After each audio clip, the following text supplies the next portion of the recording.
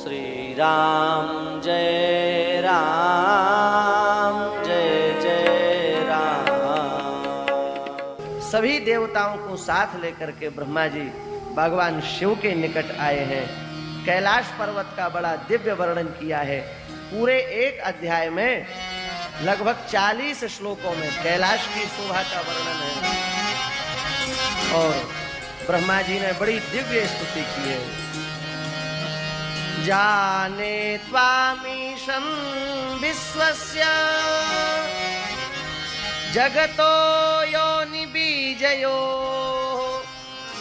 शक्ते शिवस्य च परम यत्तद्ब्रह्म निरंतरम। हे भगवान, ये देवता मूर्ख हैं, ये आपके सामर्थ्य को नहीं समझ पाए।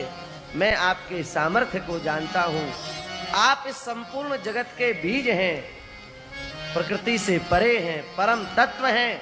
आपके चरणों में हम प्रणाम करते हैं।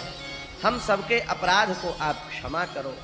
शंकर जी बड़े प्रसन्न हुए और शंकर जी ने कहा, ब्रह्मा जी, मैं किसी के गुण दोष का चिंतन करता नहीं।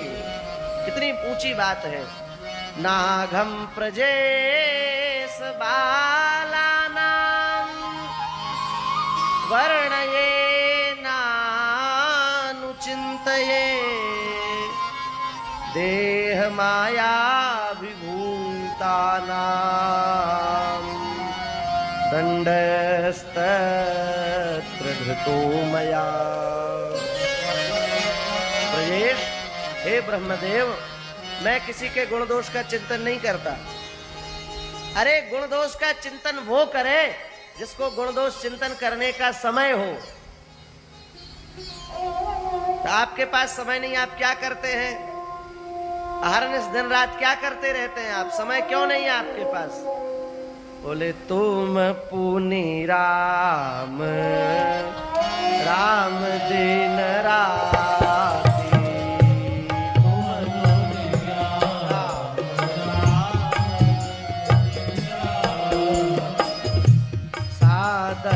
जपेऊ अनंग अराती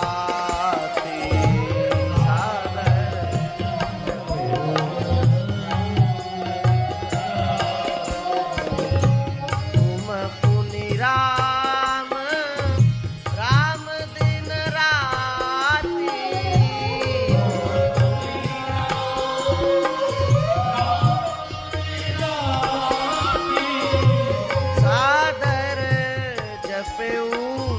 अनंग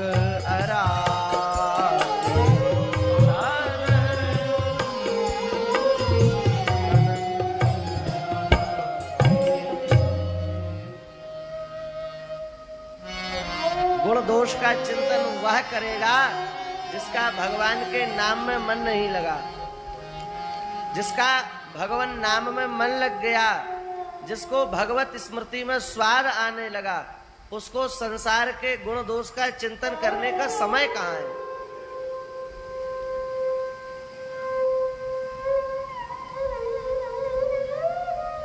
सबसे ऊंची बात तो यह है कि न किसी के गुण का चिंतन होना चाहिए, न किसी के दोष का चिंतन होना चाहिए। किसी के विषय में चिंतन होना ही नहीं चाहिए। अपने को देखो, दूसरे को क्या देखते हैं? लेकिन चलो, इतनी ऊंची स्थिति नहीं है तो कम से कम गुण का ही चिंतन कर लो। लेकिन कलियुगी जीव, कदात्मा पापात्मा जीव गुण का चिंतन नहीं करता, दोषों को ही देखता है। और हम आपसे निवेदन करें, दोषों की बात भी जाने दो, गुणों में दोष निकाल करके देखता है।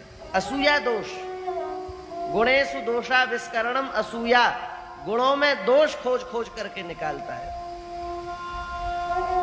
माला कर रहा है तो दिखावा कर रहा है, पूजा कर रहा है तो नाटक कर रहा है,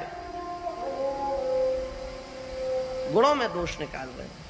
भैया, अच्छे की नकल अच्छी है। यदि कोई किसी की प्रेरणा से भजन कर रहा है, भले ही किसी भी प्रकार से कर रहा है, पर अच्छी बात तो है कि नहीं है? इसलिए न किसी के गुण देखे, न किसी के दोष देखे। गुण दोषमयी सृष्टि है। इस संपूर्ण संसार में ऐसा कोई नहीं है जिसमें सब गुण ही गुण हो, और कोई ऐसा भी नहीं है जिसमें सब दोष ही दोष हो।